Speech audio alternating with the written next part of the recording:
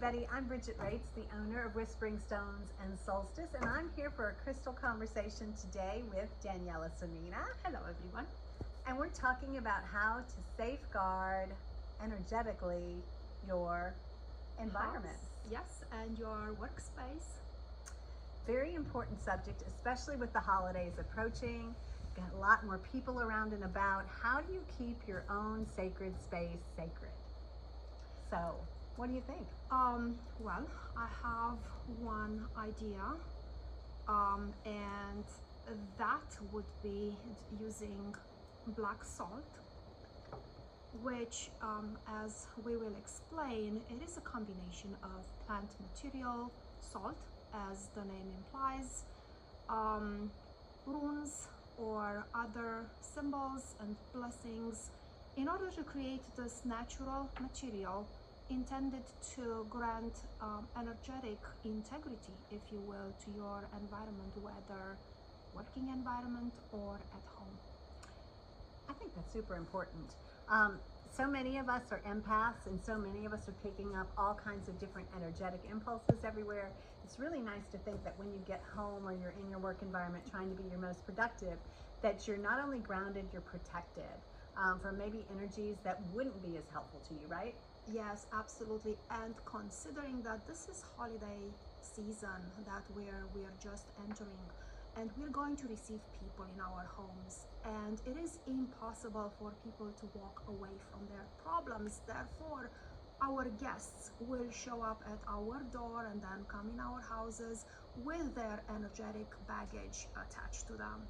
And as if Bridgette said, you are an empath. You are going to pick up on things that are not yours, and they are disruptive to your well-being, whether emotional, mental, so disruptive in all kind of ways. We don't want that. No, so it's just like you would pick up your own house. If company was coming, you'd be dusting and polishing and vacuuming and setting out a welcome, perhaps a welcome gift.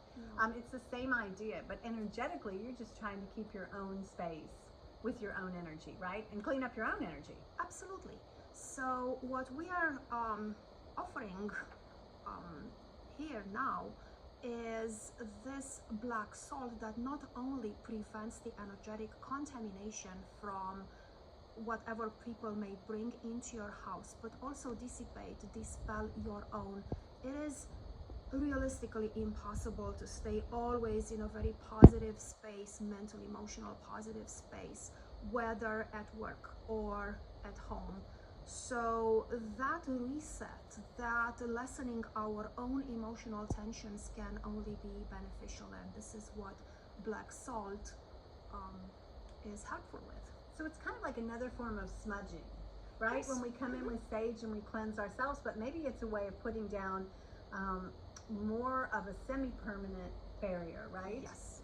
I was really intrigued by this. I know we had a customer in the store last week, and she was talking about a neighbor next to her that wasn't always so considerate about noise and other things happening. And I remember her asking you what would really help with like the perimeter, the fence between them and whatever, to make sure that kind of the noise, I don't even want to say pollution, but the noise that was coming from that area and kind of the disruption would not really affect her safe haven. And you mentioned black salt. So can you tell me a little bit about how this black salt helps you? First, do you want to tell us how it's made? Because I know you're the maker.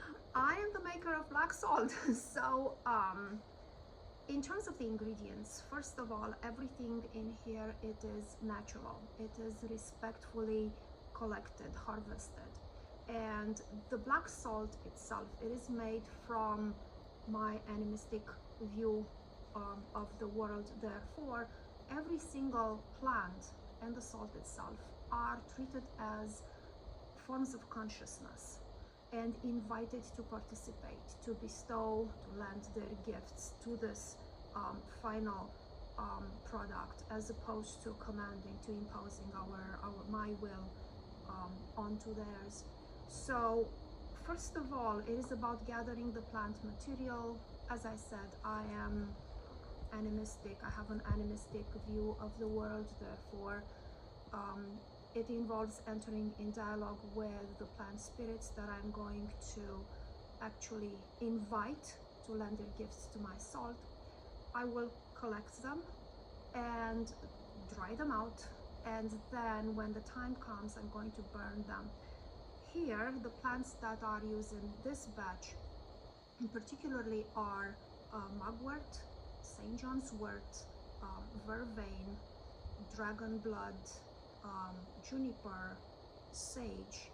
The seventh one is oak, which comes in the form of charcoal. So we have the protective energies that are inherent to the oak wood.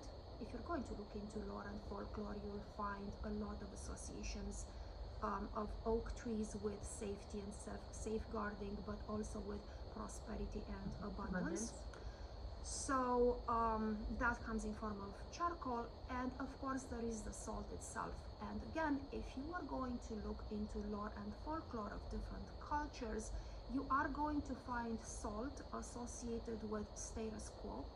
If you look into the Iron Age, not everybody could afford to actually have an abundance of salt on their table for meals. So salt itself being part of one of the ingredients with a double purpose of propitiating abundance in terms of what we want, what we would like to invite in our lives, and dissipating, dissolving whatever brings tension, whatever creates conflict there. Wasn't it also in a way used as a preservative? So yes, if you set the sacred boundaries around your home and you set the intention to have really a sacred space, it helps you preserve that equanimity in the house, right? And in this regard, using the black salt is longer lasting than, for example, using just smudging. Smudging with whatever you choose, whether it's sage or juniper or palo santo. So this is more long lasting, and as we'll get into explaining how exactly to use it, that will become more evident. Yeah, thank you. That's trying to get the word. So this black, so I'm assuming that since you're working in collaboration with the plant spirits, you come up with the salt. I'm sure there's a process to burn and to grind to get to this. So we come up with this lovely jar, and at first I thought, gosh, I'm going to need more than just this little jar. There's a lot of outside influences out there. I'm thinking about like when people take the white salt and they use it as sort of a perimeter. But tell us about actually how you go about using this, and I know it goes quite a bit further than I initially intended. Yes. So first of all, when you are going to open the jar, you're going to notice that the material in it is a little bit coarse, and this is just tilt that way so Jen can see it. This is the result of bits of charcoal and everything plant material that is in there. That is not a deterrent in any way. It just lets you know that is something 100% natural and it's all handmade. Therefore, there are variations in the texture. Can I say one more thing when you talk about it being handmade? Daniela is a really talented card and rune reader, and I know you also employ some of the runes when you're finishing this product, right? Yes, absolutely. The runes are being employed 3 times throughout the process. One, when the plant material is being blessed and, so to speak, programmed for protection. Second, when the salt and the charcoal and everything is being added and mixed, and then the whole mixture is marked with runes intended for protection. And then the third time, once everything is put into jars, everything else, again, it is blessed. And then I'm adding the rune symbols to dispense that protective field wherever the salt is being used. I love that. So, okay, so we have this lovely salt. So first, you were telling Melanie and I before we started filming about how great this is to use to protect us during the dream time at night. Yes. I'd like to say that during sleep, we are at our most vulnerable. So that is one of the moments when I think is a very good idea to have extra layers of protection around ourselves. And in order to do this, what you need is some form of a bowl. Notice this is something really tiny, fits the palm of the hand. Maybe if you have any preference for shell or something that is made out of a crystal. And what you need, I'm going to use this knife. You don't have to use a knife, feel free to use a teaspoon. I'm using a knife just to illustrate how little you actually need. This is all the amount of salt that you need, which you're going to put into a bowl. And this bowl will go under your bed or underneath the nightstand in a place where you don't interfere with it. It's not disrupted. If the salt, because it is such small amount, if it gets like blown out of the bowl, it is an amount small enough not to stain your carpets or floors or anything that you have in the area. So it is charcoal dust, so therefore. So another great reason to just use a little bit. Yes. So if you place this, say for example, my first inclination under like a king size bed Absolutely. would be to kind of eyeball where the center was under the bed, Yeah. and put it straight under there. Sure. As a crystal person, I would immediately want to stack a few other crystals around it, maybe if nothing Fabulous. else, just to protect the bowl. So I might add some, say for example, black tourmaline pieces, or maybe some selenite to bring some light in, some clear quartz. Any of your grounding stones would be great to ground the intention of the black salt as well.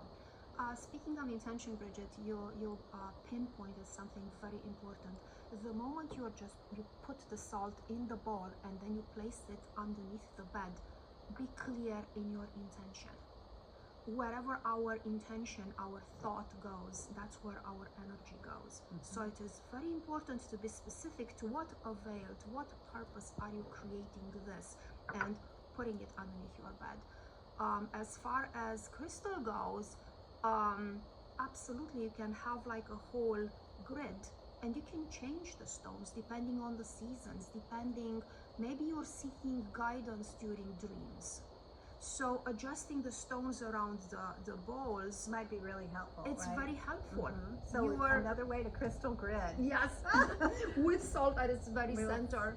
And you are receptive at your maximum due to the stones and the openness that sleep itself provides, but you're also protective. You're not afraid of letting your mind and your psyche go places. You are fully protected. So great for astral traveling, for journeying, Yes. because you're anchored very, very well. Yes, you're anchored and protected while there. All right, so we've got this under the bed. Where else can we use this black salt? Where else would be helpful? I think you mentioned something maybe about a threshold.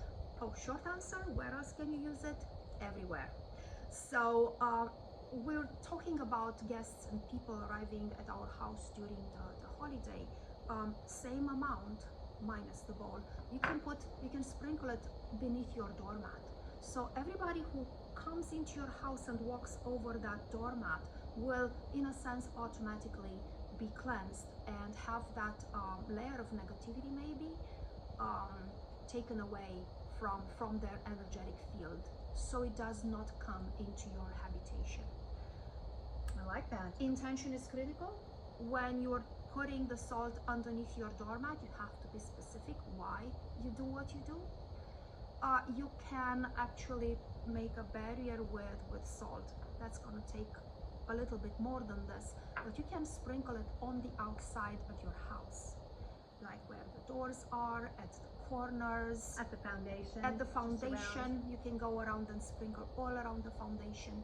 No concerns over the salt not being there forever, because it is actually there forever. It will either sink into the ground, or even if the wind blows it, it will still be on your property. So it's going to still give you the energetic barrier. Absolutely, you still have the energetic barrier into place.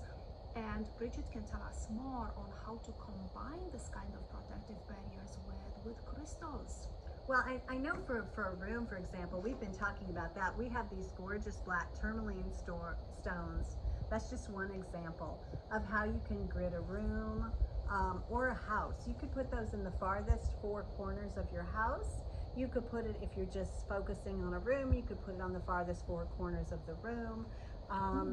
You can do any of that to help. I like to put pieces of selenite and black tourmaline, smaller pieces together on all the windowsills, because I think that protects you from negativity while bringing in the light and the bright. There's definitely ways you can put a protective stone pretty much in all your environments, whether it's your car, definitely some opportunities there. Various places. So we've got all the scoop on that, but so does the internet. There's just a lot of protective and grounding stones out there to help us safeguard our spaces and our travel, etc. So last question.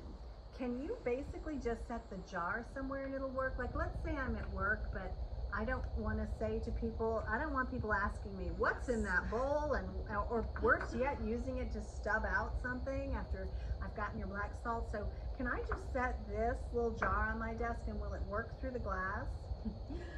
You just took the thought out of my lips. I want you to quickly circle to the work environment and other places where basically you would like to be protected, but this is impractical. So yes, having the jar as it is, minus the label. Not everybody needs to know that you have black salt in on it. your desk. Or worse yet, they use it for food. Exactly. Which is not recommended. So you can certainly have this jar somewhere discreetly tucked onto your desk. You can keep it at home if you have small children or pets and you are concerned that they might be getting into your bowls of black salt, then no problem. You can keep it in a jar and have jars in different locations around the house, and that will get you covered. Disclaimer here, please do not use it for ingestion. It is all natural ingredients, but still not suited for human consumption. And also, it's really for a brighter purpose. It's not for any sort of a negative energetic purpose. It is only intended to safeguard your own energy and create a safe, sacred space for you. And I think this is a marvelous product. So if anybody's looking for this, you can get in touch with us at www.solstice.love. We'll have that up after a little bit.